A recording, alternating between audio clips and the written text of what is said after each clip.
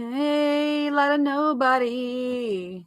And I don't know if anybody's gonna enter. But I'm gonna close this door because it's uglier than the rest of this room. Hi, nobody. How are you doing today? I hope this all works. I forgot to light my incense. I'm gonna have a conversation with myself because that's what I feel like I'm doing all day anyhow. Except for when I'm talking to the toddlers. This is so gross. This entire...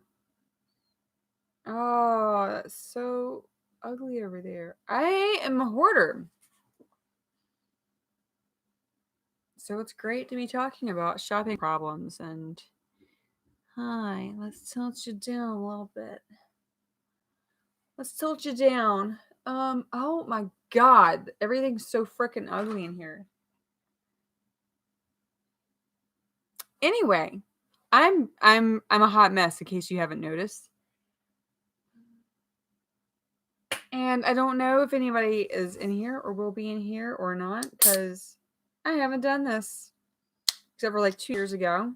So I'm mostly going to talk to myself and act a fool because that's what I do. Though, if anybody is in here, it'd be awesome to chat so that I could see, whoop, right here in the little corner area. Look how long my finger looks. Not... My finger is not relevant to our lives right now. I have a lot of crap. And I once upon a time was working on this channel. And I'm probably going to repeat myself a few times if I find out people are in here. That's all right. Yeah, I got to get my matches. I used to do content for this channel. I was trying to find my voice. Oh, let me throw some stuff. How about that? At the time, I was in my late 30s, and I was like 37, I think, and decided to learn how to use makeup. My makeup today is clear proof that I did not practice well. I am definitely not a pro MUA or anything of the sort, but I was going to do a channel about learning makeup at a old age. And hi, there's my incense, making my world a better place. What is making your world a better place right now? I'm needing to declutter because I have a lot of crap. To kind of go back to what I was saying about how I had been creating content, I actually was kind of veering my channel, Lord have mercy, anyhow, into the direction of not just makeup, not just feeling outwardly beautiful, but trying to feel more beautiful in my soul with who I am. Oh, my baby bear, he woke back up. He was asleep. Sorry, I know people's children are boring. The 2-year-old won't go to sleep. The 1-year-old has a fever and is sick. That's scary during this time of life. Not a fun time to have a sick child. He is so freaking exhausted there. Anyhow. And that's exactly it. Like the world is scary right now. And I was right in kind of the throes of starting my own journey. It's so weird to call YouTube a journey, but it is. You're trying to broadcast yourself for whatever it is, whether you're trying to help people through something, whether you're trying to figure something out for yourself, or you're trying to do a little combination of both, whether it's help people laugh or learn how to fix their washing machine or whatever it is. And I was working on that and actually had all this sudden burst of content ideas when we got a phone call that our son was going to be born. Yes, we adopted. And I didn't know that we were going to become parents, much less in less than 3 weeks from when we first found out about his existence. I also did not know that in less than 2 months after he was born, we'd be bringing his sister here, who is a year older.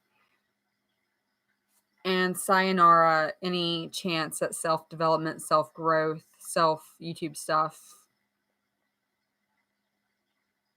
Career, I was starting up and really getting into gear with some stuff. Anyway, all very like me-centered stuff that got thrown out the window. And last year was hard because even though I've been gearing toward parenting for a long time,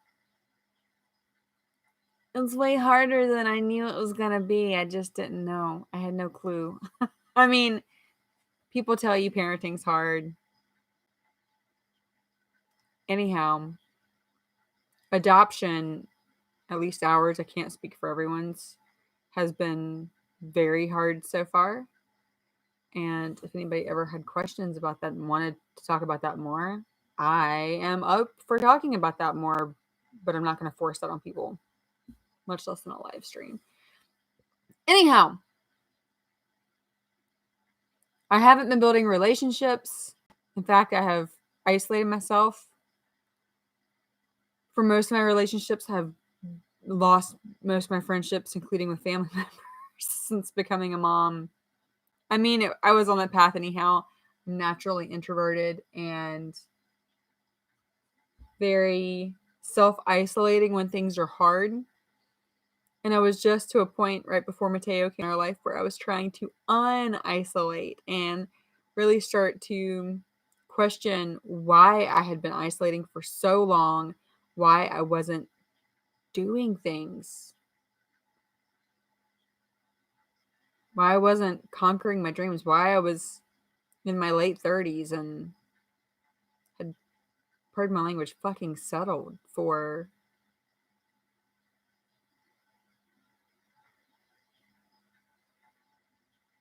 things as they were.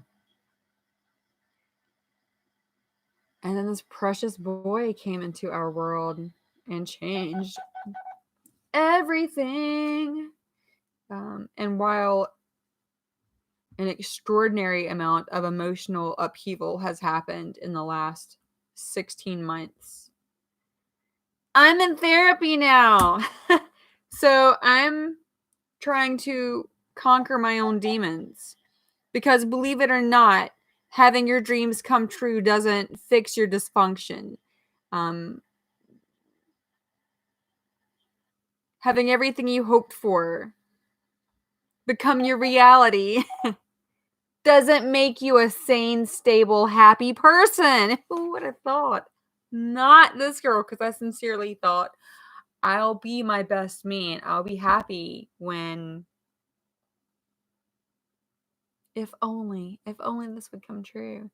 And so this quarantine, this freaking global wide isolation that's happening,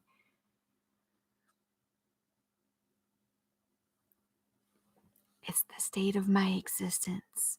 It's the state of my self-existence. You know, nobody's here in this room, I don't think. Room, channel, whatever's happening. I wish somebody were, one, so you could go ahead and tell me what to get rid of, because this is insane. And number two, so you could tell me how I don't know what the audio sounds like. I kind of look forward to checking a replay on this before I delete it, so I can find out what this microphone sounds like. Hello, because I've never used it before, nor this camera. You know why I started using this? I'm 10 minutes in, and finally, all the word salad that I have spewed onto you, I have tossed the salad onto you. Stop thinking dirty. And finally, this is all going to coalesce, I believe.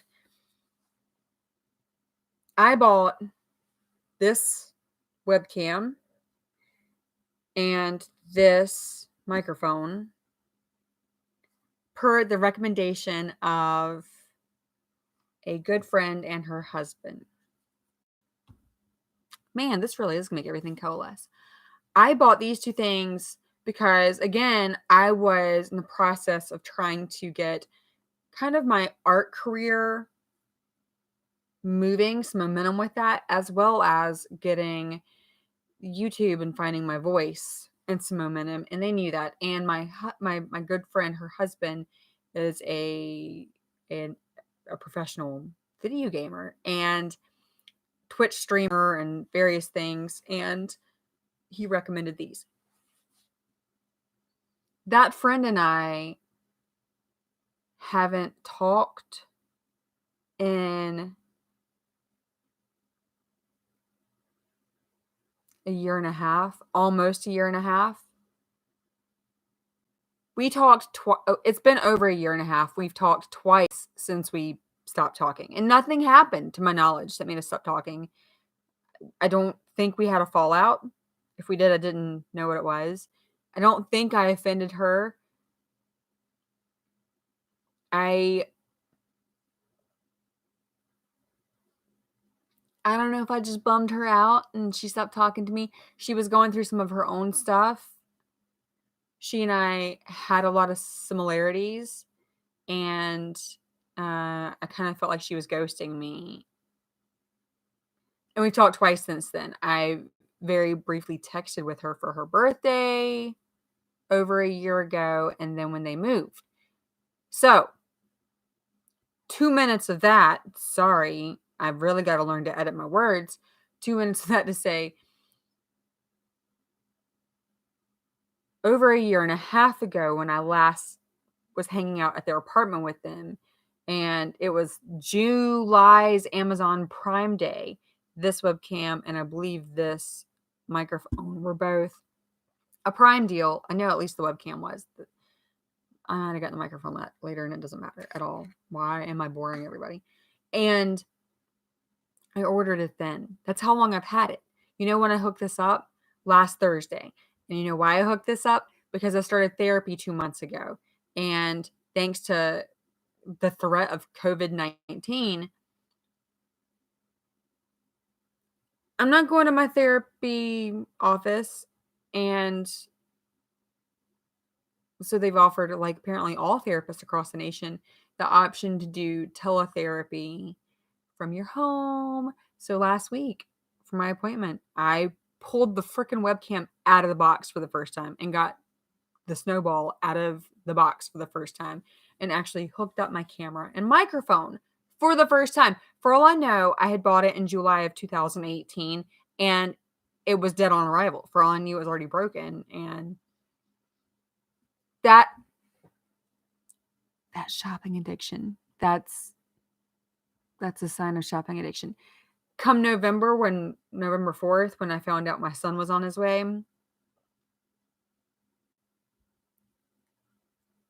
from that point forward, anything I bought and forgot about, I can almost justify having forgotten about. Not really, because no matter what's going on in your life, you shouldn't have blackout spending periods. But I bought this stuff months before he came along, when my life was as empty and as dull and as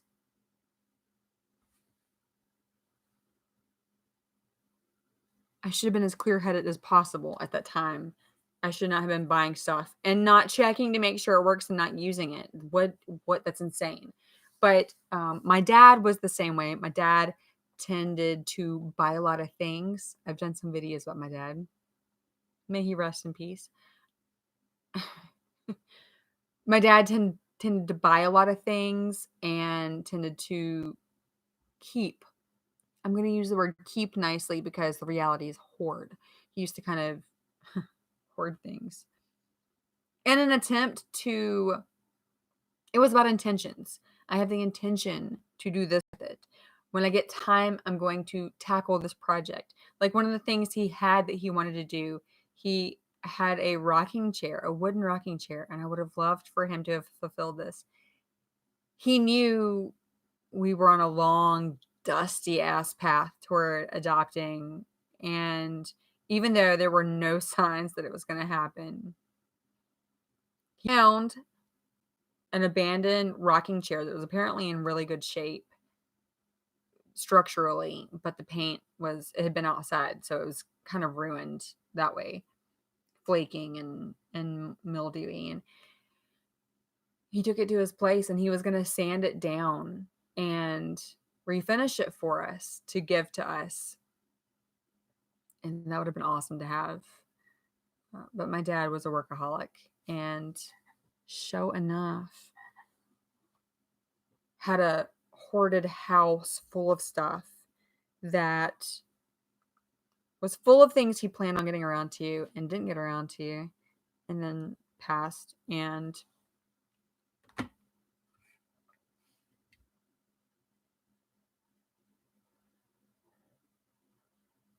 anyhow, all that stuff ended up ashes to ashes, dust to dust. And I'm on the current path to live the same way, but I'm trying to get rid of stuff, and I have a hard time because I emotionally associate with things, and I anxiety and grief spend, and isolation spend, and hope spend. And I don't have the money to be living like that and spending that kind of money. It's just absolutely crazy.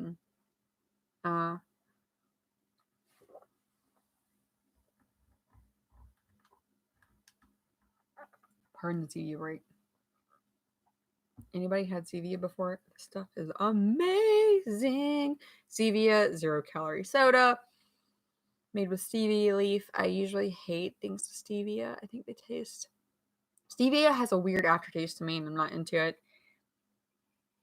I really like this stuff. This has caffeine. Oops. The cream soda version of this is phenomenal and very hard to get. Is frequently sold out in stores. I just ordered some from Amazon, 24-pack. Subscribe and save, because it's the only place I could find it, particularly now that we can't leave our homes.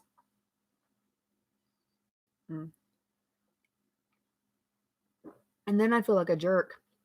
Sorry for the ASMR mukbang vibe I just gave drinking that soda. Then I feel like schmuck because by ordering things online, I'm actively promoting people having to be at work. Which people have to be at work. My husband works for UPS, so I know all about essential services and people who have to work during this and have to be exposed to stuff during this. And that's just a whole lot of fun. Honey, go to sleep. Why is she still awake?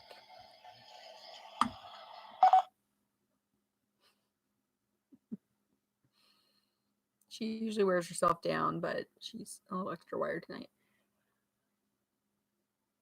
So in the process of being overwhelmed with a house full of things anyhow, to be fair, I like art projects. I like to paint, make costumes, goof around, and take stupid things with me when we go on vacations. I've got books, and that used to be my jewelry making area. It's kind of a transition now because I hit all the jewelry making stuff. Photos and photography stuff and cameras, kids stuff, old books that somehow the kids have not destroyed, paint cans, toys that annoy the crap out of me and must be kept in a box far out of their reach. However, in order to visually declutter my life, so I'm not staring at stupid crap all the time, I have to find a better spot for that. Then I've got this entire rack here that goes all the way to the floor that's got paint in it and a ton of crafting stuff. And then what's here on this table, which should be a project table, these are a ton of Crayola crayons that I just ordered and had delivered. They came a couple days ago in the middle of my coronavirus grief spending. books that I'm keeping but don't know where to put. Things to get rid of that I need to YouTube about. I don't even know what's right here in this tub or behind this tub.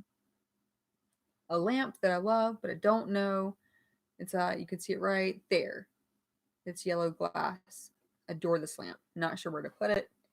None of this is interesting, but it's an example of one room and the massive amount of stuff that we accumulate as people.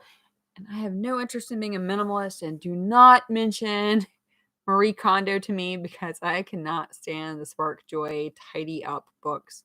Bought it. You know what I decluttered? That book. I got halfway through when she's crying in her shower because she's disrespected her shampoo bottle and had to throw it out. I was too frustrated with her as a human because that sounds like some crazy shit that I would do. It's like it triggered something too personal inside of me. Sayonara, Conmar, or whatever you go by. But I do need to declutter.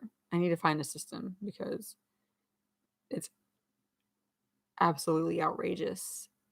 The amount of stuff that I have, and having kids will dramatically increase how much stuff you have. And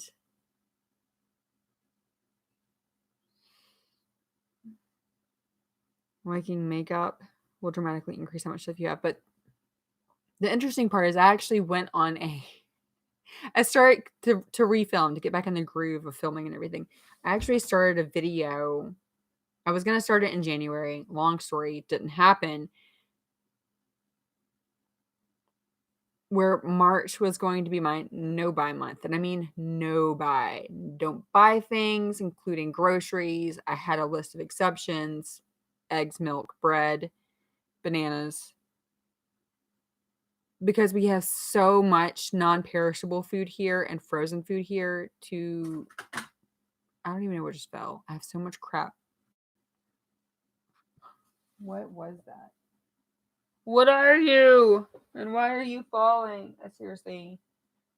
Anyway.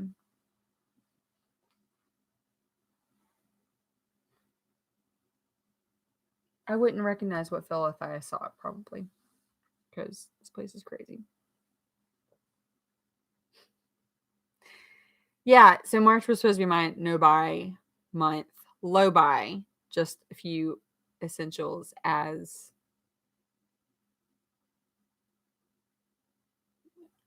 what I could get. And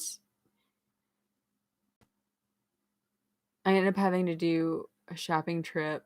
Well, the first week of March, we actually had house guests from out of state. Incredible people who we are blessed to call family. Actually, anyway, just incredible situation. And some of the most loving and most generous people that Marcus and I have had the pleasure to know and call family, be family with, who flew here to build a backyard fence for us because they knew time. We probably would have never done it. We probably would have never gotten around to it we needed to. We badly needed to. Anyhow, they came and did that as a gift for us, which was, I'm rambling. Still amazing. So amazing. And so I kind of threw some of the no-buy rules out of the window then, just to pick up a few extra things and to eat out a couple, 3 days of that experience. And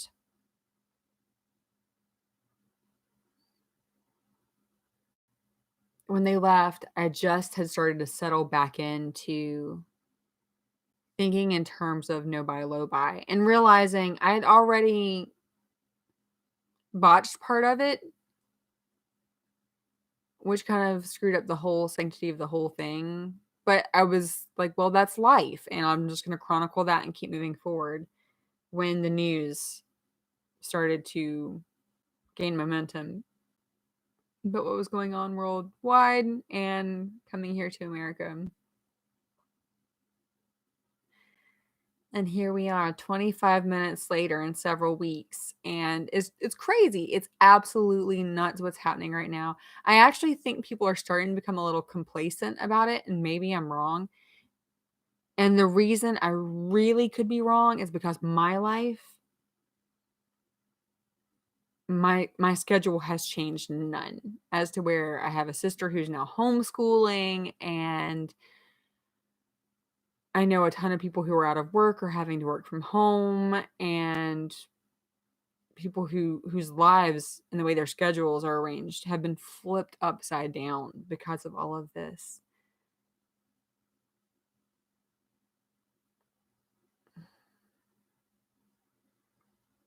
I'm really blessed to have these two little kids, these two sweet babies as family and in my home. For the last year, a little over a year now, it has made life impossible regarding being able to leave my house. My husband and I have had four times out of our house without kids since the kids came. By that, I mean, and this is crazy, like this is infuriating crazy. We don't know how to get a babysitter. That is so pitiful. We don't know who to hire for babysitter. We don't know people in Raleigh. We don't know people who are here. We don't know how to find somebody to trust with our kids. We don't know how to do this. So what I counted was how many times the kids have been with not Marcus or myself. Meaning, like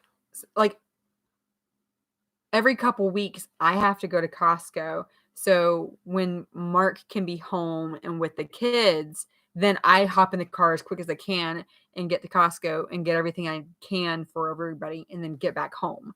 So that didn't count because even though I wasn't with the kids, he was. Likewise, when he's at work, I'm with the kids, he's not, whatever. So the amount of times that the kids have been with neither of us at all, since last February when we became parents of 2 children. Well, correction, since November. Since Mateo was born in November of 2018, here's how many times the kids have been with somebody else. 1, 2, 3, 4. That's it. 4 times. 3 of those times were dates with Marcus. 1 was a 1-hour lunch date. It was the very first time that we went out after becoming parents. We've been parents at that point for 6 months, and we had a family member who insisted, our brother and sister-in-law insisted that we leave and go get coffee or lunch somewhere. And it was horrible. Marcus and I argued the whole freaking hour because I actually wanted to try to enjoy it. And he was too stressed out. He felt like it was too much for the kids to handle and too much for our family to handle. So as soon as we got there, he just wanted to basically come back home. And it was just far too. Anyway, nobody asked for the dramatic interpretation of our first pitiful ass date as parents. Since then, we've been out 2 more times. Those were both at night, where one time my sister and mom stayed with the kids and put them down for bed while Marcus and I went out for coffee and dessert. And another time, our wonderful in-laws, they took care of the kids while Marcus and I went out and got dinner together, and they put the kids down that night. That's it.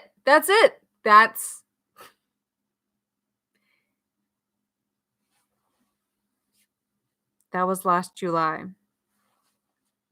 My husband and I have not had a date night,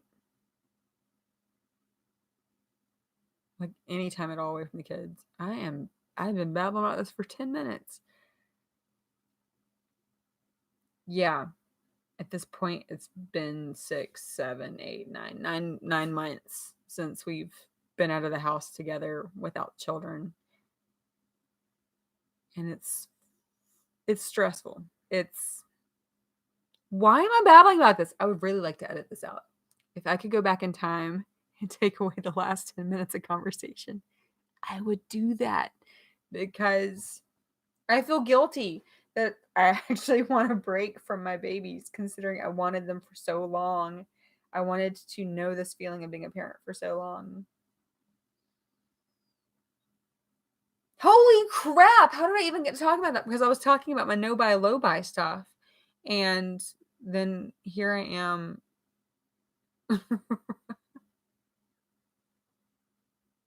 I'm sorry for that emotional and verbal diarrhea. Let's move on. As you can see, I get worked up. I start to spin pretty fast. And I'm spinning about a lot of things. I'm spinning about, normally, pre-coronavirus world, I was already spinning about a lot of things. And I have a lot of anxiety about being a parent. I have a lot of anxiety about being a wife. I have a lot of anxiety about trying to be friends with people.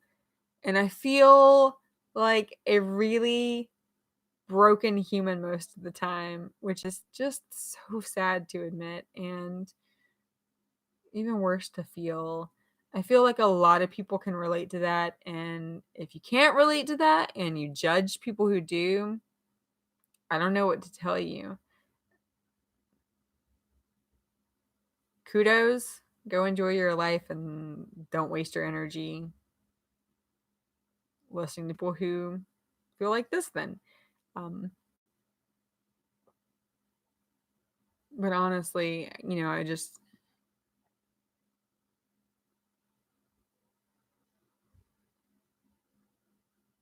I don't like to feel like a burden to my friends and family. I don't like to feel like I'm a bummer all the time. And I would rather self-isolate. That's why I talked about all that, because my life is already a state of isolation. To be fair, to be very honest, last year, from about April until about Christmas, I described myself as trapped or imprisoned a lot, and like increasingly, like I think the first time I said it out loud was in April, and then as the year went on, that feeling just got worse and worse and worse. And like I said, I'm in therapy now, but yeah, I'm just spewing my business online now because I don't care. I don't give a fuck, because I know I'm not the only person who, my exact details may not be the same as yours or someone else's. But you know what? People feel trapped and isolated, even because of their own makings, for a lot of reasons.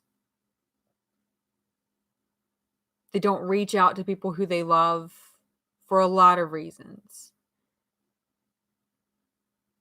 They have a lot of regrets for a lot of reasons, and have no idea how to dig themselves out from perhaps the avalanche they created on themselves for a lot of reasons. So in the day-to-day life, being quarantined because coronavirus has changed my world none. Like I said, my husband and I haven't been out of the house together without kids in 9 months.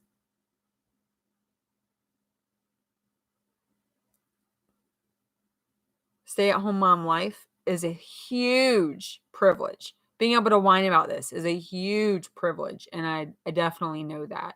Being able to be a mom is a huge privilege.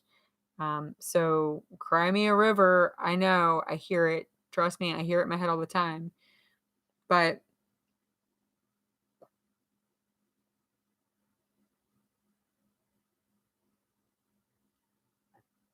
when your mental health is not healthy, it doesn't matter what privilege you're facing, that I have lipstick on my hand. Oops. That is not lipstick on my chin. That's my rosacea. How did that even happen? Is that lipstick? Did I get a marker on me? I don't even know what happened. Which is possible. I'm cold. I would like to turn my heater on. Mental health knows no privilege. It doesn't know money. It doesn't know dreams come true. Mental health is something that it's easy to take for granted until yours is broken and you're in therapy for it.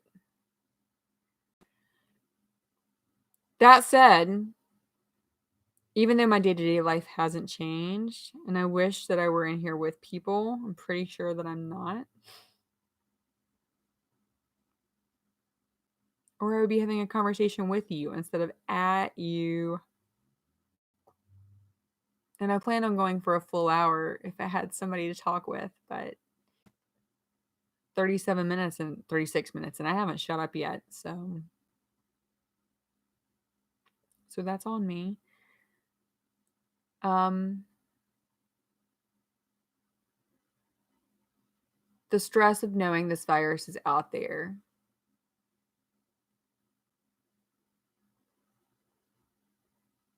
The stress of knowing what it's doing to the world. The stress of knowing what it's doing to families. I'm not the only person who has this stress. This is something most of us are feeling right now. The stress of knowing what it's doing to our economy as a global economy, a national economy, and personal finance per family economy. This all stinks. And that's a very nice yet an eloquent way of putting it. This all stinks. And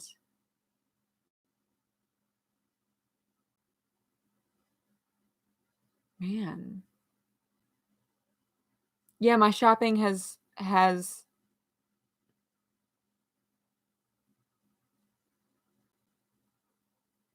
when it hit California, those of us over here in North Carolina, I wasn't scared yet. I knew I could be, but to be honest, I guess I started trying to think about it in terms of the Ebola virus that was happening horribly in Africa. What was that? 2014 or 2016? Doesn't matter which year it was, but horrible situation happening. And I believe, if I remember correctly, my mind is scrambled eggs and has been since 2014. That's when my dad died. But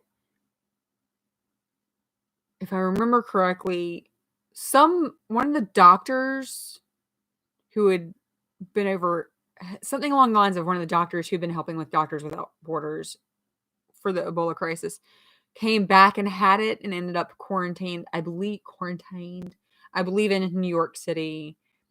And I don't remember the outcome of any of that, but I feel like somebody came back who ended up having it. And there was like that thread then of what if exposure? What if it, I mean, I don't feel like it was a national crisis, but again, I don't remember a lot about those years. But I had that little thread of panic in me of, oh my God, what if this turned really bad? But then again, it won't because American healthcare system, yada, yada, yada. And when California got their first cases, I kind of felt the same vibe, kind of felt the same. Like, okay, this is horrible right now in China. This is horrible right now in Italy. This is terrifying right now in Iran. This could become something here, and this could go nationwide. But then I kind of felt like,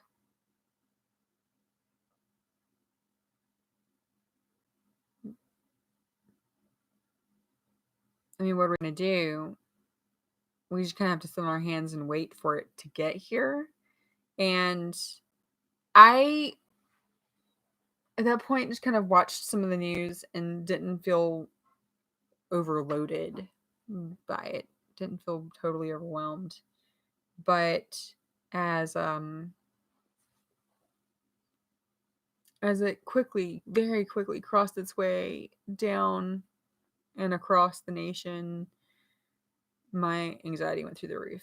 Actually, the first cases in California were when we were building the fence here, and I was talking about that with my father-in-law, and we were both like, wow, this is really crazy. Just a couple weeks ago, we didn't even know the name of this virus, and now it's becoming a scary thing. But still, he was flying, and we were living our lives kind of like nothing was changing. And now I'm scared to go past my mailbox. When I read the ABC World News thing about, oh my God, why am I talking about this virus and terrifying you guys? Anyway, my anxiety went kind of through the roof. And I'm really glad I'm in therapy right now, even though right now in therapy, I'm talking about this virus and not talking about the stuff that I need to be talking about, even though it kind of all relates. Again, mental health, when it's in crisis or limbo or whatever it is by nature,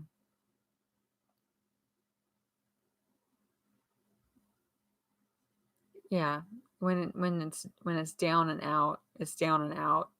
And different things might be what's triggering it, but the anxiety I feel about this isn't new and unrelated to anxieties I feel about other things. This just amplifies stuff that's already there. And my fear of losing my grandmother or my parents.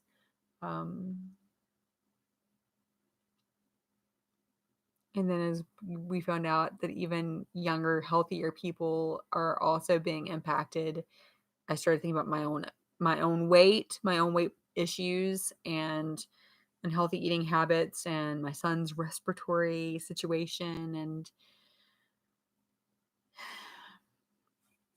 cheers to all of that.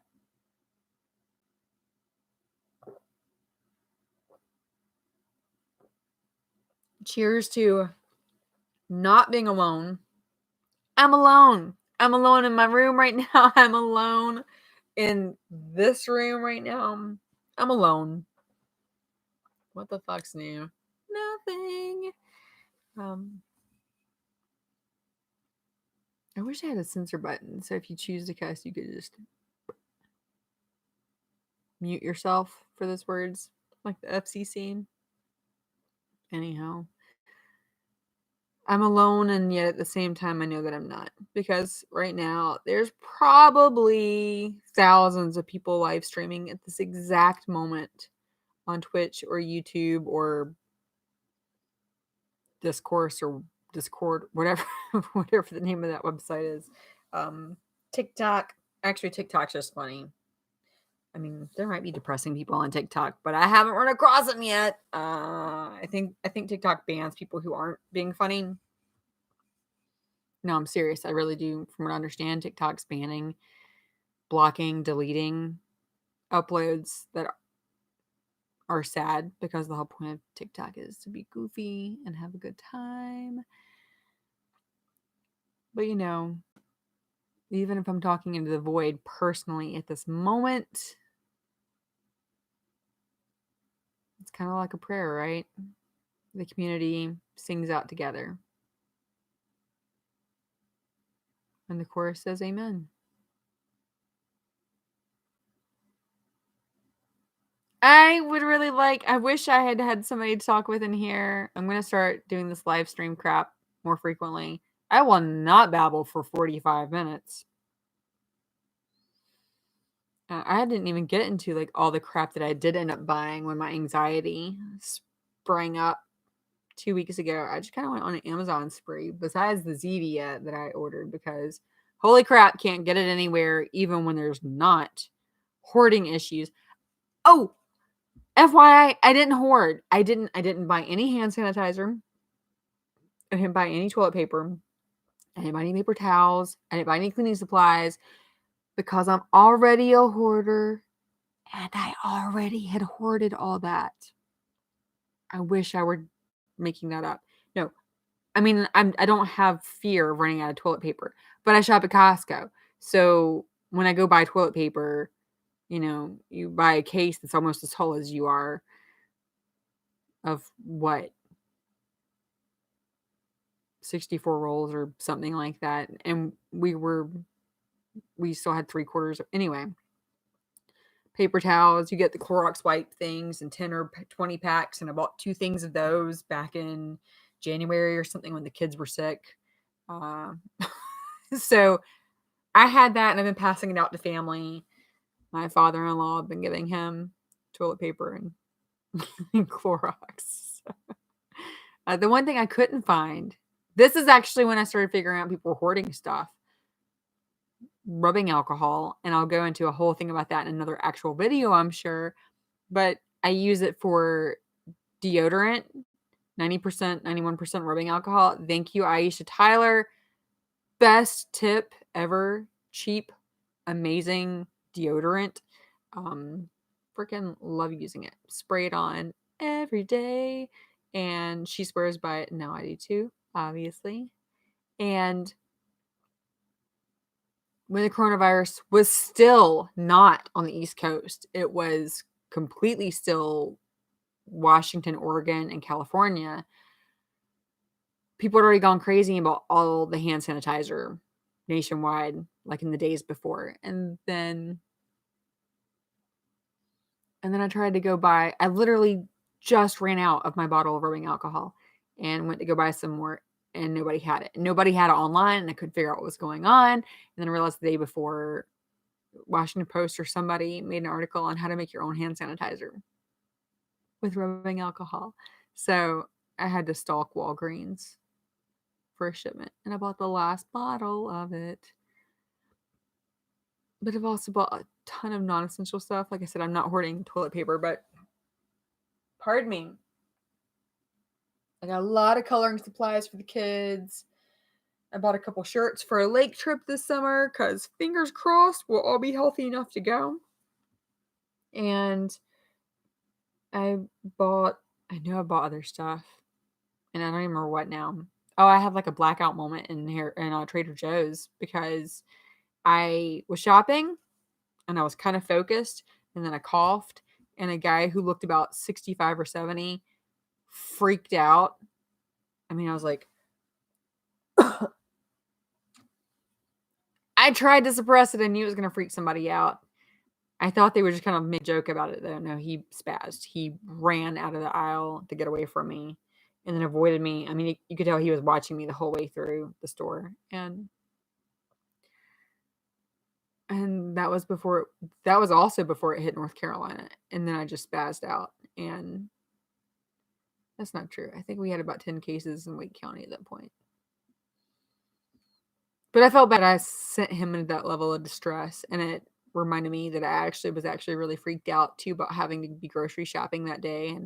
And the next thing I know, I don't even know what all I put in my buggy. And I have no idea how much it was when I checked out. I just went into, oh my God, I need the whole store. I need to fill my pantry up with stuff so I never have to go out in the world again. My lipstick's pretty. It's good. As Eric Carl says, I am a good artist. Well, that was 50 minutes of nothing, and unfortunately, nothing alone. I really wanted somebody to chat with. I think I've only done one live stream before. And it was about 2 years ago. Maybe just a hair under 2 years ago.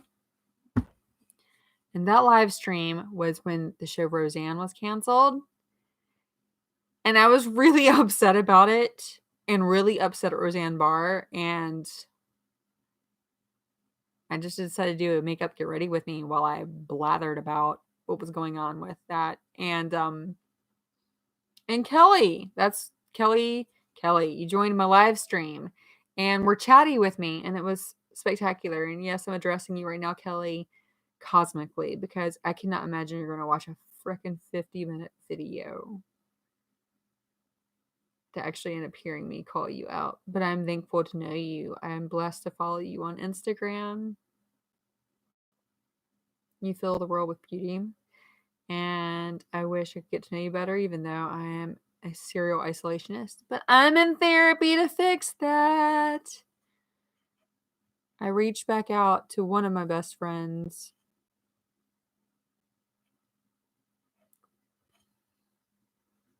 I would like to do a video sometime about what makes people isolate from their friends, because there are reasons for it. But it's probably a depressing conversation, so I'm not sure if anybody really wants to hear it anyway, but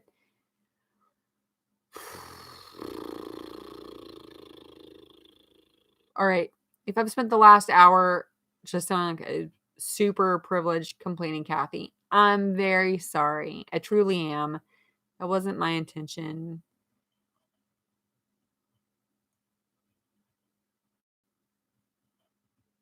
I apparently could talk on and on and on, but I'm going to stop. I'm going to call it quits. I'll probably leave this up for maybe a day. Even though there's some real cringeworthy stuff in here. And I'll rewatch part of it just to see how my audio does and if I need to change anything. That's selfishly, that's one reason I would have really liked somebody in here to chat with. So you could tell me if this is too loud. I mean, there aren't any settings on this thing. Yeah, there are. 1, 2, 3. I don't know what that means. I bet there's a manual that I'll have to find another moment because it's not going to be now. And because I couldn't find it right now if I tried. Oh, crap. I didn't get rid of it, did I? Hang in there. Wash your hands. Don't lick doorknobs. Say your prayers. Drink some chicken broth or veggie broth. And